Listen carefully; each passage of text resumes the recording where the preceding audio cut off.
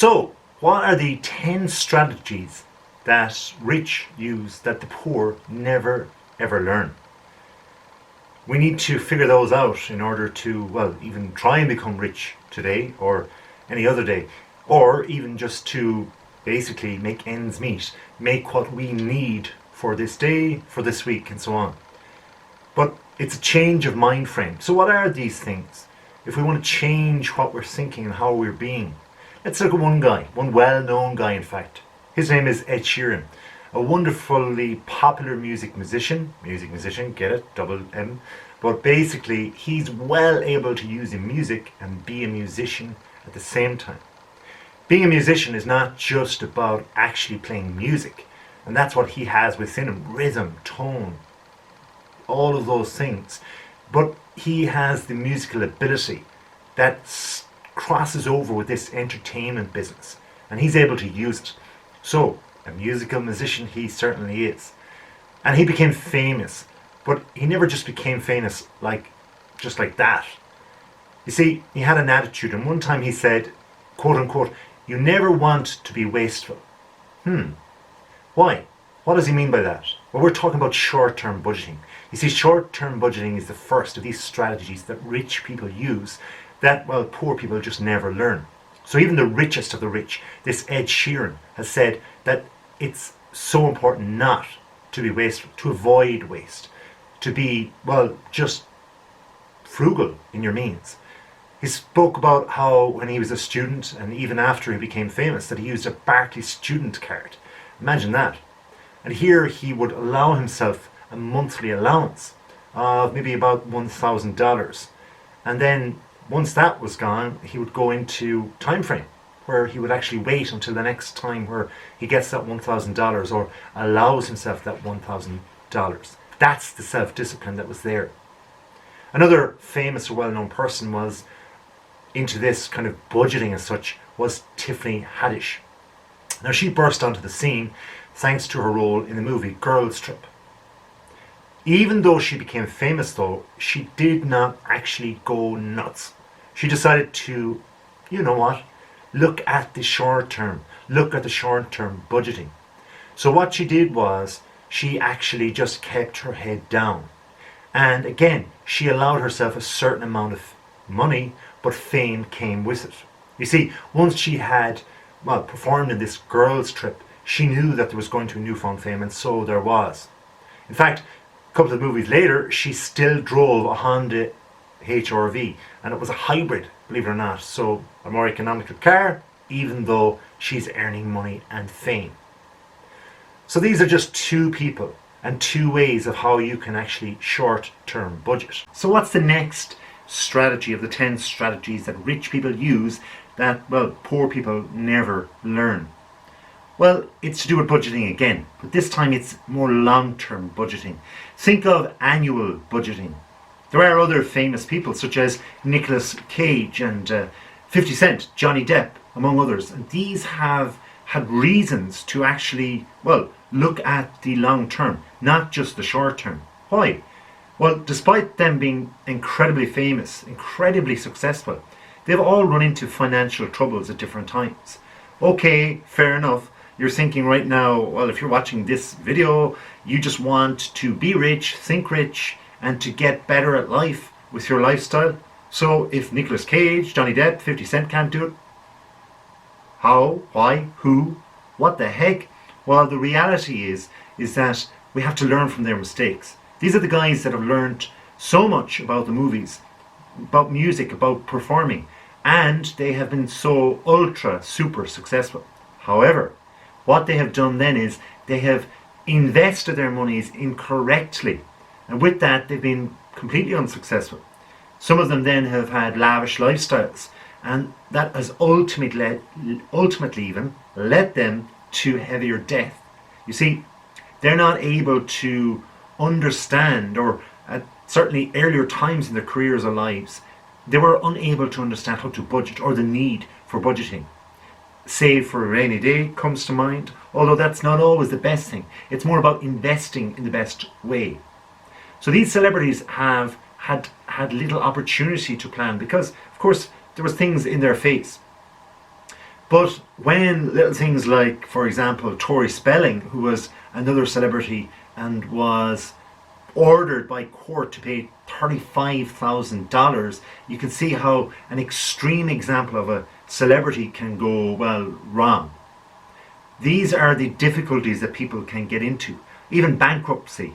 And the actor Corey Haim also got into, well, facing bankruptcy when he tried to sell his, believe it or not, tooth on eBay for $150. That's how broke he actually became. So we need to understand the long haul, looking at our lives from a financial point of view, to budget, to start thinking that way. Do we need to save every penny? Not necessarily, but we need to understand the need and the requirement for that, because tomorrow, well, we just don't know exactly what's going to come. Another person like that was Eddie Murphy. And again, Murphy was a huge successful star back in the 1980s and 1990s. He even went from being, well, this guy on Wall Street who was a beggar to lighting up our screens with that and doing crazy things like Dr. Dolittle and The Nutty Professor and so on. But still, he invested poorly. And again, Drew Barrymore is another one, and the list goes on. You know, these people were famous, they got loads of money, but that was that. Anyway, another thing away from budgeting now that rich people do that really can make us better ourselves is getting up early. I know, getting up early sounds boring. But think of another celebrity, another really successful person, who instead of not investing, invested his time into going to bed early. Why? Because it allowed him to get up early. And that's Hollywood's Mark Wahlberg. You see, his daily schedule has been known to just being absolute crackers. Now, I'm not suggesting for one moment to get up at 2:30 a.m. like him. However, if you do, you certainly have a huge, well, head of the day. Of course, you'll be shattered tired come a certain time, but maybe there's the time where you need to just, kick back and relax anyway. So for him, he wakes at 2:30 a.m., prays at 2:45. In around the 3:15 a.m., breakfast is happening. Then he begins his workout around 3:40 and has a leisurely game of golf at 7:30 a.m. when most people are just getting out of bed. Of course, for him, he has to go to bed that extra early as well, about 7 p.m. But it's not just a new thing. It's not just new age celebrities who have done this, got up early and been successful. Benjamin Franklin was known to have done it as well. He was an early to bed, early to rise type of guy who thought that wealth and health and wisdom follow that. He would typically rise at 5 a.m. and he would just literally start working as he rose. Another element of success with these rich people is that you need to have a long-term goal. You see, you need to connect your long-term goals to your actual core values. Okay, it's easy to have a long-term goal. I want to get rich. I want to be rich in 5 years' time. But you need to understand what is rich. How much is so much? How much is what I'm going to do for that? Where am I going to go for that?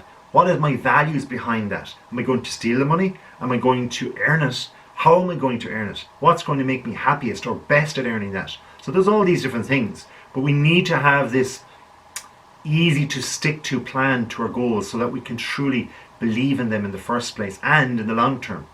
So we need to have things that allow us to feel achievement with the long-term goals. Otherwise, we'll risk being completely disinterested after a year or two. I mean, who can get rich quick unless it's a get rich quick scheme? And that, I hear you, can be a good idea, but I'm not promoting it right here.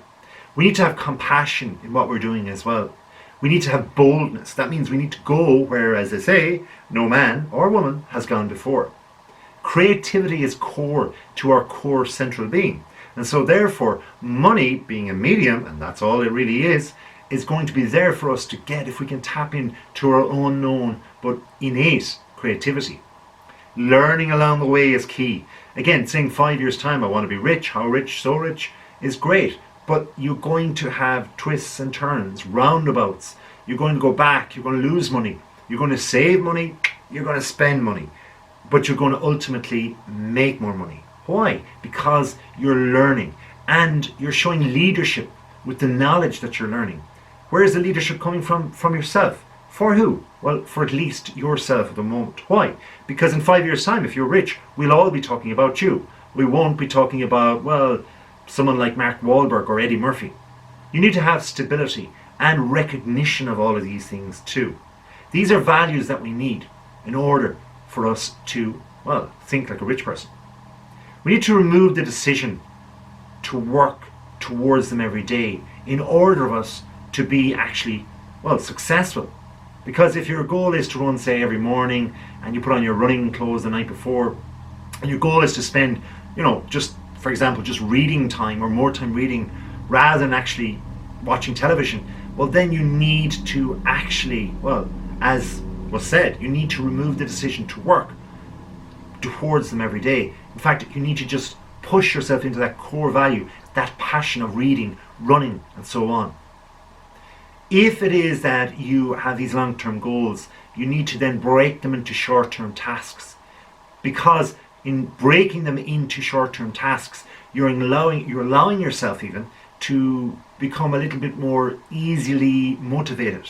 By being more easily motivated, you're going to achieve quicker. And by quickly achieving, you're going to feel, well, a little bit better about getting to that long-term goal. That finish line is not insurmountable. It's not just where it is where it is because you have essentially led yourself to that short-term goal. You've got your reward, you feel good, you know it can be attained, and you take another little chip at the wall and you keep going until you crack into that safe of where your future lies. So it's one step at a time, one chip into that wall, that plaster, then the rock. Let the rock come in its own time. You need to avoid listening to other people's opinions of how to live your life. You see, if we are thinking what other people think, then we're led down the road of negativity. And negative comments sometimes make, well, this about ourselves, when in fact, these are just subjective opinions of other people. By avoiding this, by avoiding all this negativity, we're avoiding all the need to actually soak in that bad energy, the energy that we really don't need in the first place. What we need though is to actually know that we ourselves can attain things without listening to other people's negativity. For what does the negativity do? It won't give us any kind of fuel for ourselves whatsoever. Avoid it. Next, we need to do what you're good at. Doing what you're good at makes yourself rich. It makes yourself better. How though? Why? Well, it's pretty simple. If you're naturally gifted at something, and if you can find out what that is, well then surely a million other people are not going to be as good at that. Okay, what is the thing that you're gifted at? Is it that you're a great footballer? Well, if you're living in a nation that loves football, perhaps everyone's able to tap into the football aspect of things. Same way with music. If you're naturally musically gifted, wonderful. But if it's a musical nation, if it's a musical culture, and everybody plays music, well then you might just be so-so. Then a million other people might be better than you. So what you need to do is really work at finding out what you yourself are good at. It mightn't be something as generic as football or music. It might be something completely different. It could be shining shoes. It could be just darning. Whatever it is, it's something that you yourself can achieve greatness at. You yourself can make money at. You yourself can actually applaud yourself for being darn good at it. Why not? It is what you have the ability to do. So use it. Utilize it until you can get better at being the best at it. And the better you get, well, the more you're actually going to be able to help other people and then gain recognition or gain your riches for it. You need to be consistent because richer people are more consistent. Poorer people are inconsistent at doing all the easy things like, doing these things like getting up early in the morning. I mean, gosh, it's easy to get up early for 3-4 mornings in a row, but if you get really super tired and you don't see any benefit from it, well, it's easy just to say to yourself, you know what, I'm going to stay in bed. Why? Because it's easy. I'm not consistent though. You need to be consistent. This is the rich habit. Consistency is boring, but you know what? Money just flows. That's a boring thing too. Like water, who's going to watch water flowing? But money flows into some people's pockets, out of other people's pockets. It's boring. There's no left and right to it. It's just going one way and that is it. Spending less at the beginning of your goal is clever. Why? Because you need to become orientated towards your budget, as I said before. You need to look at your short-term budgeting, you need to look at your long-term budgeting, your annual budgeting, and also you need to look at your goal. What is your goal? Is your goal just to do something short-term, like run a race, which is next month? Great, go out there, do some training, off you go, 3-4 weeks later, bang, you've run the race, it's done. That's a short-term goal, a wonderful achievement, but you need to have a long-term goal to do that. Do a set of races over 10 months. That's a longer term goal. So that means you have to be consistent with your training. You have to be consistent with, spending less time with other things, with negative people. You need to be with people who are training, people that are actually in that groove, in that thinking, in that mindset, getting up early, training earlier, and so on. So spending less time at the beginning, money-wise, is the same way as training. It's the way that you are actually planning what you're going to do in the short term and in the long term. Then you can start firing out the cash to where you want to put it. Why? Because you have to invest in order to reap the benefits. Have patience. Above all else, really, really have patience. People give up. 1 million people equals $1 million if one person just drops $1 a day. But remember, most people will give in. If you're patient, just continue to wait that extra moment. That extra moment is the moment that you could succeed more so than anyone else. So is that all it is? No, the 10th one is to believe. Believe in everything I've just said. Why? Because it's darn right the best thing to do. It's not me that's saying it, I'm just the conduit to you. Basically, this is science. This is what has happened with millions of rich people, not just now, but in the past. When money was changed to a different form, barter and so on, prior to money, there was still people who got up early. There were still people who were consistent. There were still people who believed in themselves. There were still people that did all of these things together and they succeeded. You too can do that. So if you're subscribed, thank you very much. If you haven't, please do. Until next time, thank you very much for watching.